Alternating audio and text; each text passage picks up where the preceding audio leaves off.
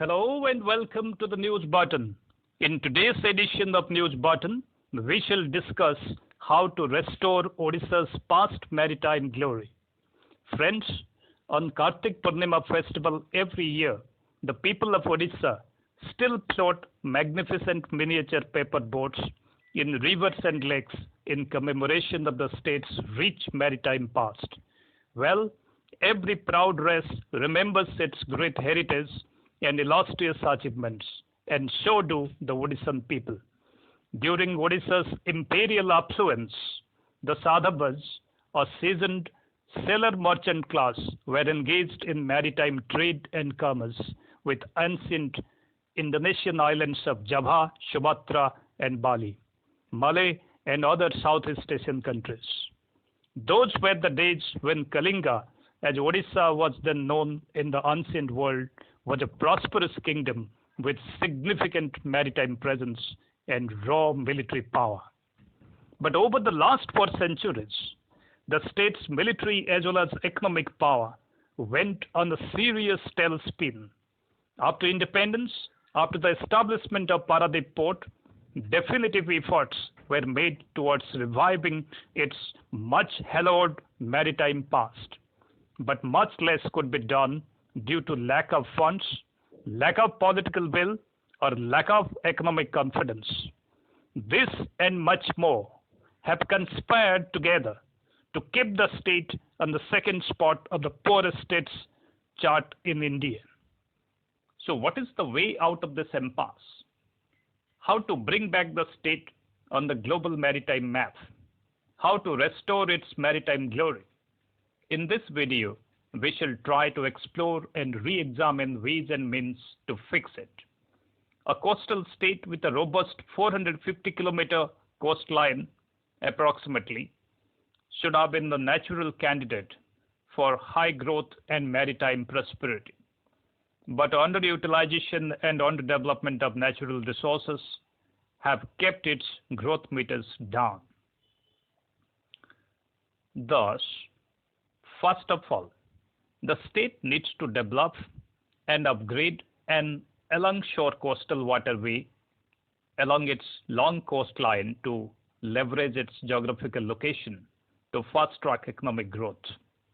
In the last 4 to 5 years, cargo movement has increased in the coastal route, especially in the container segment, and there is a momentum in the bulk and break bulk as well. But last mile connectivity still poses a real challenge. Better rail and road connectivity and upgrading the 7 small ports from Dhamra to Bahuda Muhan will easily win away cargo movement from road and rail transport to the coastal sea route. However, currently the cargo movement is slower on the East Coast sea route compared to road and rail, even slower compared to cargo movement on the East Coast. It takes 3 to 4 days to move cargo from Gujarat to Kerala through sea route, whereas it takes 15 to 20 days for vessels to move from West Bengal to Tamil Nadu or Kerala. Besides, costs involving sea transport on eastern seaboard is currently at par or higher in some cases than road transport at present. This has to be duly addressed by the government to make it more affordable and quicker. On the positive side, the supporting infra like dockyards, jetties, and feeder roads or railways, once developed, will cut the clutters on roads and save millions in road building and road repair costs. Besides, water transport generally is cheaper than road transport because it does not require huge capital investment in the construction and maintenance of its track. On top of it, it has the largest carrying capacity and is most suitable for carrying bulky goods over long distances. Second, to realize the dream, the government need to set up training institutes to train manpower who would man the along-shore coastal transport system. At Chandbali, already a crew training center has been put in place. Another satellite center near Gopalpur will generate a steady supply of trained manpower to man the system. Paradip too already operates a top marine engineering institute which could ensure steady creation of top-class marine executives, not just for coastal but international commercial navigation. Third, we need a couple of shipyards in the land of unseen Sadhavas to fix the wear and tear of the vessels, as well as building new ships to be self-sufficient. In 2008, the state government had green signaled a joint venture greenfield shipyard project near Dhamra between APJ Shipping and Bharati Shipyard with an investment of 2,200 crore. After initial hiccups with Dhamra port on water sharing, the company seems keener on its Odisha project compared to its Bengal project because of faster land acquisition by the Odisha government. If this materializes, it would deliver Cape-sized large vessels hitherto not built in India.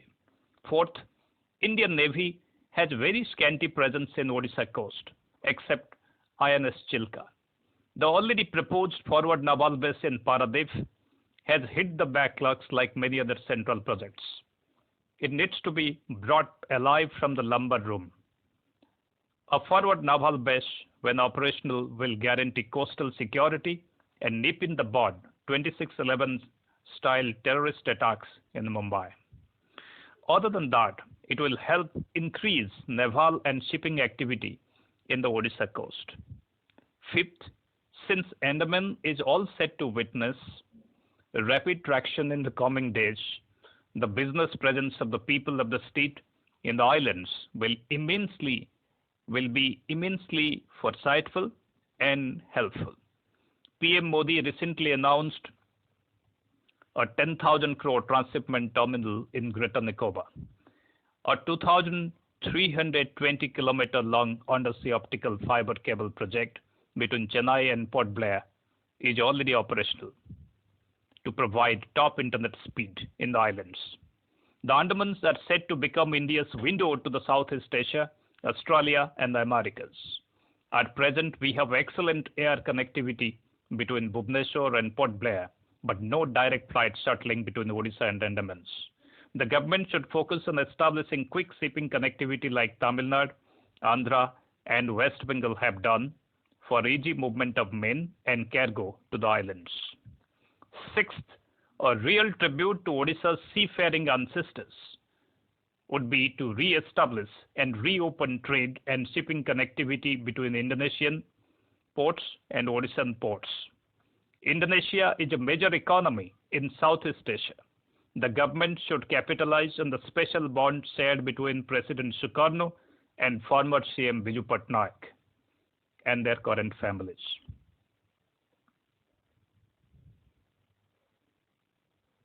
Maritime trade and regular sea transport between Paradip and Tanjung Priok and direct air and cultural connect between Bhubaneswar and Jakarta has to be rigorously pursued.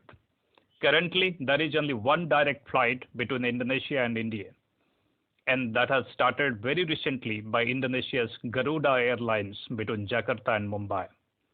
A couple of years ago, the Kalinga Indonesia Dialogue, an international conference, was organized in Bhubaneswar. The high-profile conference, ideated by former Indian diplomat Lalit Mansingh and supported by the Indian Council for Cultural Relations, the government of Odisha, and Ravenshaw University, was graced by none other than the former President of Indonesia, Megawati Sukarnoputri, and Odisha CM Naveen Patnaik.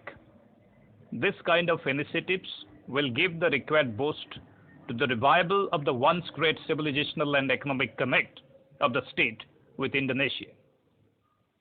Currently, Indonesia ranks third among India's coal import destinations.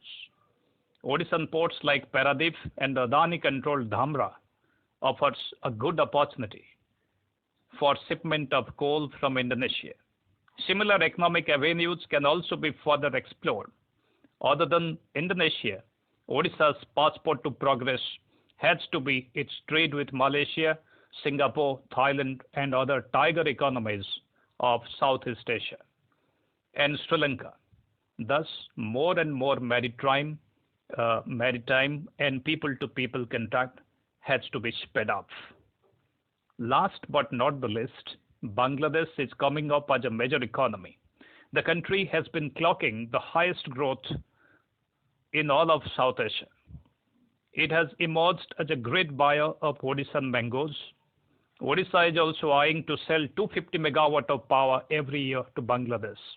In February this year, Odisha also started exporting cotton to Bangladesh via railroad for the first time. To revive the trade ties between Bangladesh and Odisha, a Bangladeshi delegation led by Bangladesh High Commissioner in India, Tariq A. Karim, visited Odisha in 2012 and invited a delegation from Utkal Chambers of Commerce and Industry for a written visit to explore trade possibilities in Bangladesh. Similarly, after the two countries signed an agreement for renewal of the Protocol on Inland Water Transit and Trade in June 2012, the Director General of Shipping Bangladesh visited Paradip Port to study the feasibility and potentiality of coastal shipping between India and Bangladesh. This, when fully implemented, would facilitate direct coastal shipping between Paradip and the Bangladeshi port of Chittagong. All these measures, if put to action collectively, will re-establish Odisha as a major state with a significant sea trade share and help revive its hallowed maritime past. Hope you liked the video. So why wait? Give us a thumbs up and leave a comment in the comment section. This should help bring newer insightful videos to you. Before leaving, do not forget to share and subscribe to our channel by pressing the bell icon. Thank you. Thanks for watching.